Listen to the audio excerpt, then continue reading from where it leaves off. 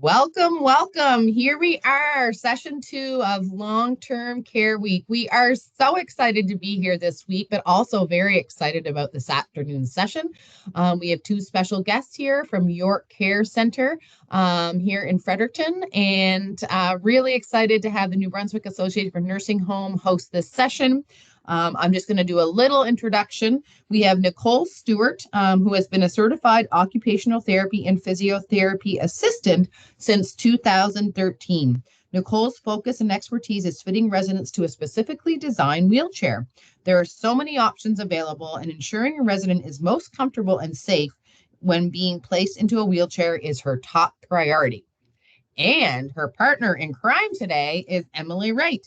Emily has been a certified therapeutic recreation professional since 2019. Her primary background was within the role of personal support worker. Emily's area of expertise is building relationships and connections with the residents to enhance their social engagement. So, without further ado, I forgot to introduce myself. I am Deneen Diamond from the Center of Excellence for Health, and I am going to hand it over to our 2 beautiful experts. Go for it. All right. Hi, guys. So when I was in high school, I wanted to be a teacher, and I did my co-op program with the kindergarten teacher at Park Street here in Fredericton. And I was working in customer service industry at the time, but always felt like something was missing. I ended up doing some research and found the occupational and physiotherapy assistant program that was offered through Eastern College here in Fredericton. And knowing that I would receive 18 weeks of on-the-job training was very important to me. My hobbies include spending time with my family and my dog. I love to read. I love a good TV drama, and I love going on vacations in the summertime in PEI to spend time with family. Some greatest achievements I have. So buying my first home before I was 30 was very high on my list, and finding a career that I love doing every day, and of course being a mom to 2 little boys. My personal motto, things that I think about, let go of the things that you cannot change, is something that I've always really took to heart. So the role of a rehab assistant, so the primary role is to provide rehabilitation services in support of a resident's autonomy and in collaboration with the team of healthcare providers. We work alongside here at the nursing home with registered nurses, LPNs, personal support workers, and activity coordinators. Important characteristics for individuals considering this role. You have to be kind and patient, energetic, have a good energy, resilient, flexible, and be organized. So some educational requirements. So the occupational therapy and physiotherapy system program is offered here in Fredericton at Eastern College, and there is one offered in Holland College on the island.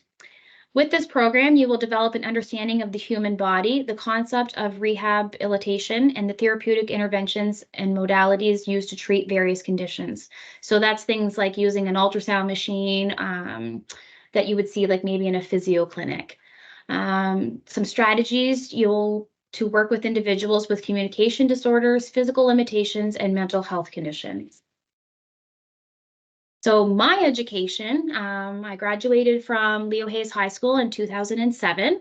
So I have my high school diploma, and I graduated or finished my course in 2013 at Eastern College. So that was the occupational therapy and physio assistant course. My employment, so my different work experience. So I had 3 different work placements when I took the program at Eastern College. And I went to Medicare, which is now called Tango Medical. And I was there for 6 weeks in St. John, where I learned a lot about wheelchairs, how to build them and take them apart. Another work placement I went to for 6 weeks was here at York Care Center. And I learned a lot about doing range of motion with residents, the importance of keeping people active, and developed an exercise program that we are actually still maintaining here today. And lastly, my last 6-week placement that I did was at Windsor Court in the restorative care department, where I spent a lot of one-on-one time with residents, focusing on different programs to maintain their autonomy. Sorry, oh my gosh, sorry. Volunteering at the hospital for 1 day a week with seniors prior to 6 months for during my placement. After completing my program, I was actually hired on at Windsor Court for 2 years prior to receiving the opportunity to work here at York Care Center in the rehab department. Both these jobs were quite similar, as they are both focused on promoting and implementing residents' independence, providing daily range of motion, either active or passively. So if I have to help somebody, that would be considered passive, and actively is the residents actually able to participate and do it themselves. Develop programs to help maintain balance, strength, endurance, and flexibility.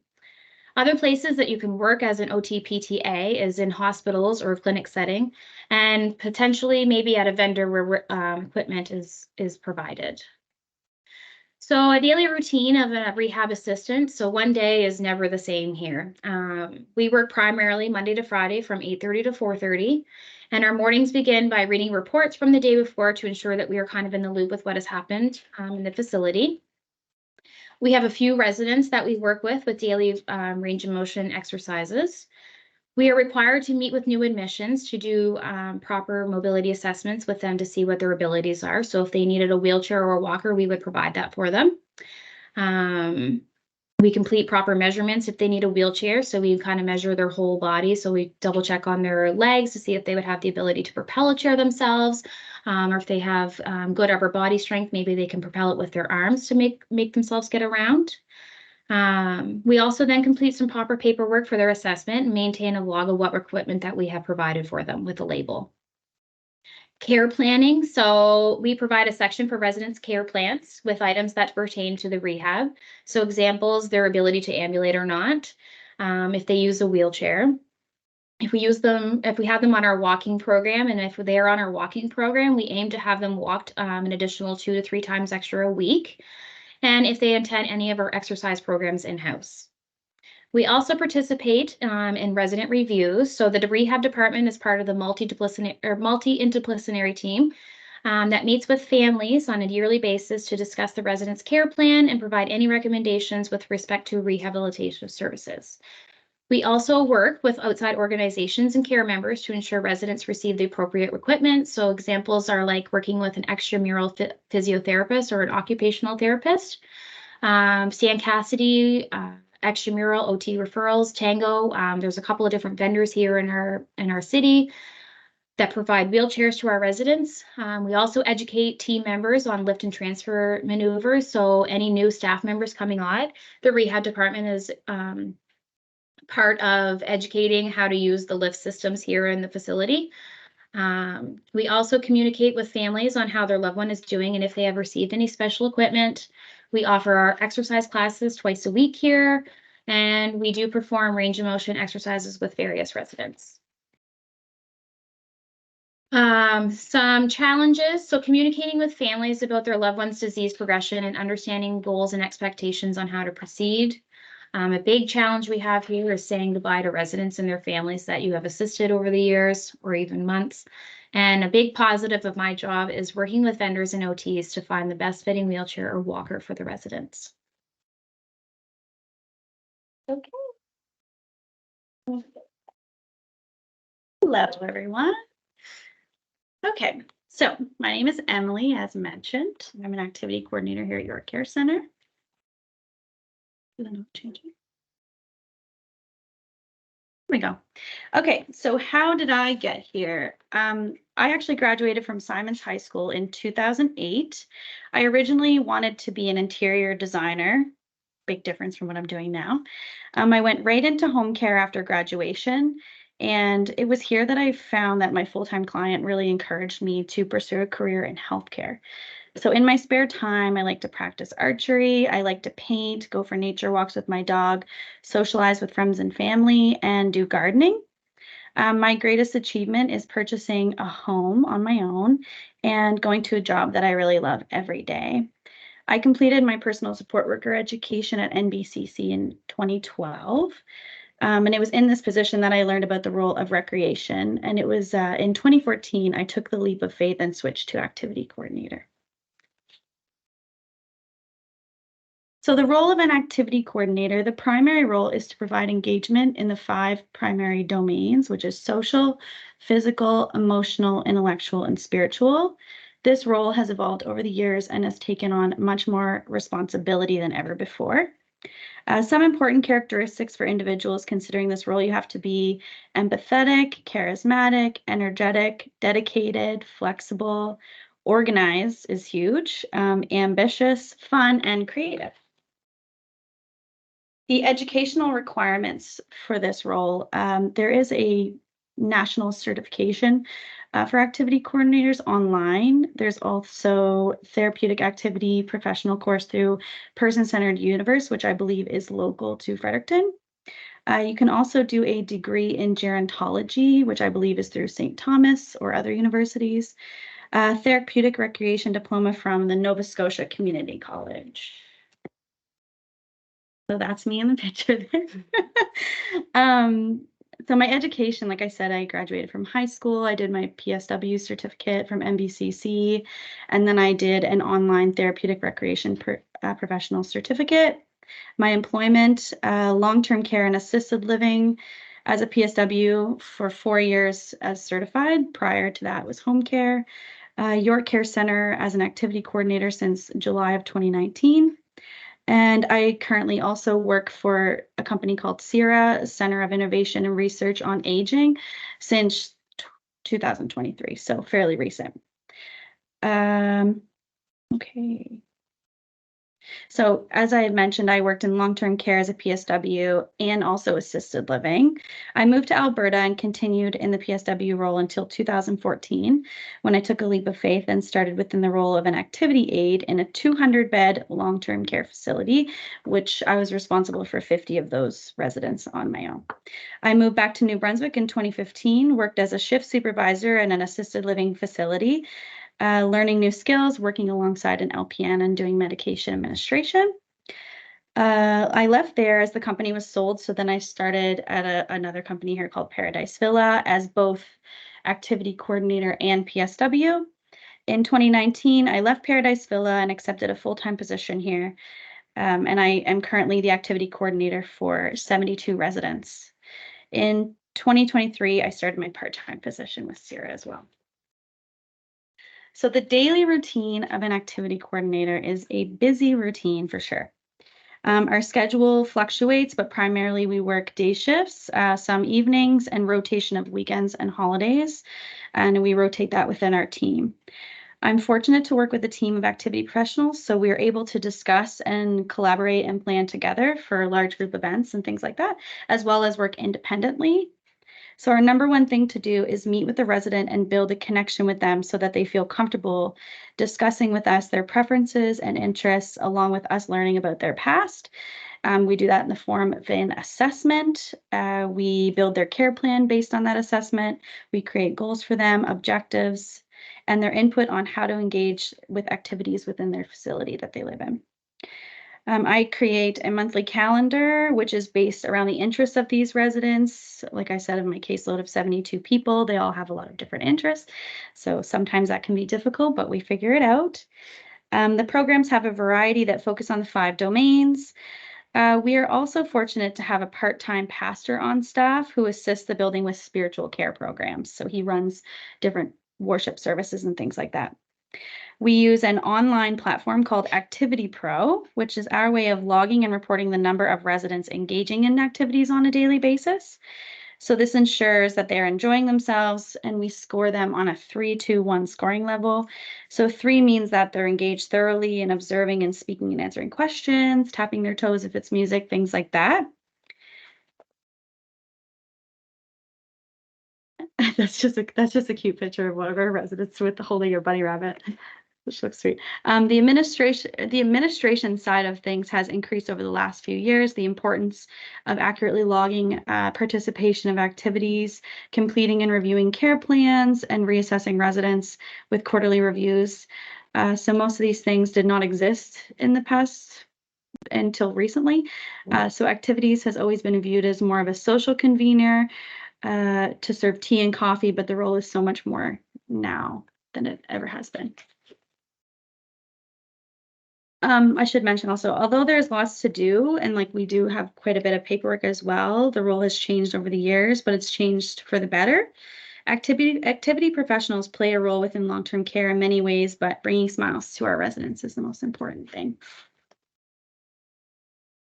Some challenges are the funding models for larger homes and the need for more recreation professionals in long-term care.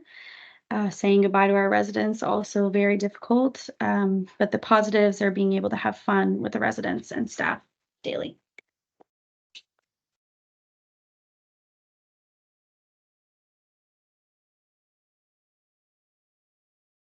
We're open for questions. I love this. Okay, you guys have so much. Well, it sounds like you've have years and years of experience in different facilities, and I have a specific question, and based around COVID and how, because both of you were working prior to COVID, and I know we're not over COVID, that's for sure. But things have changed definitely, I'm assuming, in your role. And can you tell us a little bit about what it looked like during COVID and now where we are with the homes and what that looks like for visitors coming in, volunteers, that type of thing?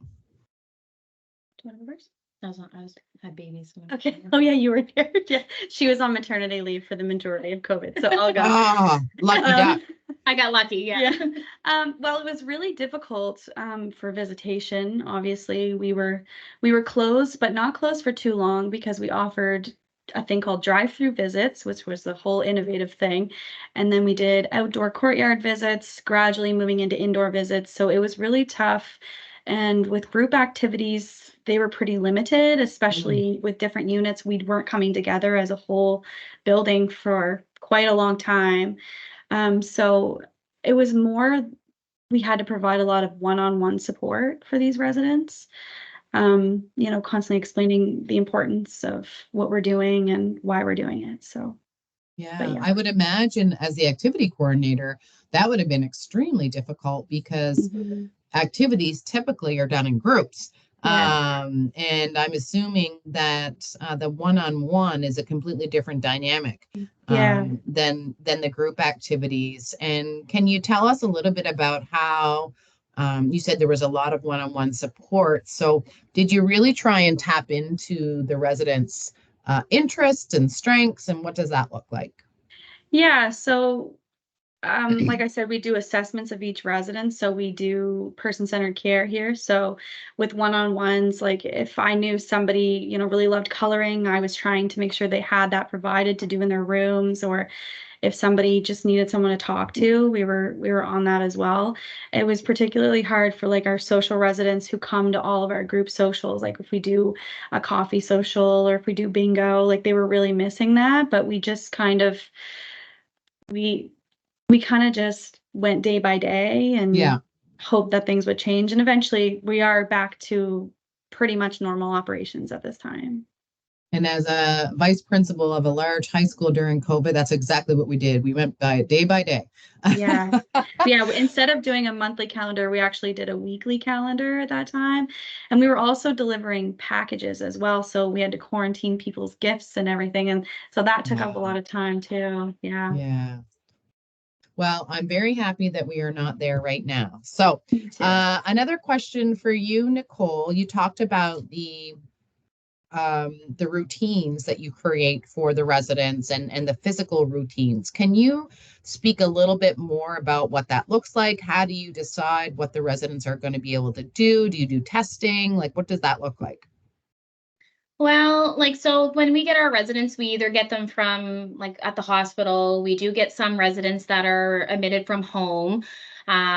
So we kind of just base that on what information is provided to us from the hospital or from their loved one from home. Most of the residents that might come to us from home are probably still up with either their own abilities or they might need a walker. We don't get too many of them that have a wheelchair. But in a situation that if we needed to provide them with a wheelchair, so there's only 3 of us in the department, so there's 2 full-time, 1 part-time. We would meet with that resident and be able to provide them with equipment. So we do have a bit of a pool here of wheelchairs that we can kind of makeshift a do for now chair when we need to. So really when we get them, the assessment is basically if they can walk, then we can add them to our walking program. But if they need the chair, then we just do the proper measurements, provide them a chair, and then we would do the process to get an occupational therapist in here to provide them with their own chair. So with social development, there's a great program that's offered to seniors that provides them a chair that's funded through the program through the government. So it's really nice to kind of be able to provide that to families because chairs are very expensive. Very expensive. And people don't really, you might think it's a couple $100, but it actually turns out to be a couple $1,000s. So it's kind of nice that they don't have to worry about that and that their loved one is in a comfort and that they're looked after. So. Yeah. And what does the walking program look like? So we either can walk them with their walker or we have what's called a platform walker. It's called a steady mate. And it kind of straps their two legs in and puts a strap around their back so that if they did get weak or unsteady and they did fall or go to sit down, these straps and everything would catch them. So we don't have to worry about them going to hitting the floor. And we try to walk them roughly 2 to 3 extra times a week on top of whatever their transfers may be. So maybe they're just walking to the bathroom, walking to their meals, but we try to provide just a little bit extra to keep their mobility going. Awesome. I think most of us need a walking program, right? That's lovely. Thank you so much. I have lots more questions, but I'm certainly going to be excited to have this posted, and the teachers are really excited to view the video. So I just wanted to say thank you so much from the Center of Excellence for Health, and we really appreciate you taking time out of your busy schedules. It sounds like you have a very busy and different career where every day is different. And I think if this is something that you're interested in as a student, certainly I would suggest that you reach out to a long-term care home and see if you can go have a visit. You can reach out to me if you're looking for a home to go visit or maybe do some volunteer work. But certainly if there's somewhere or something in you saying that you would like to work in long-term care, they are looking for employees for sure of all different careers. And there are hundreds of careers that you can look at within the homes in New Brunswick. And we really, I guess, celebrate that when you're working in a home, you're working as a family and you're in somebody's home. So as many as the number of residents is just in one place, and that's their actual home. So it's lovely to be part of that family. And I know a lot of people that go into long-term care work really speak to the feeling that you get when you walk in your home. So thank you again. Really appreciate it. Thank you to the New Brunswick Association for Nursing Home and Shanix, who's being a part of Long-Term Care Week. Really happy to have everybody and have a beautiful day. Thank you.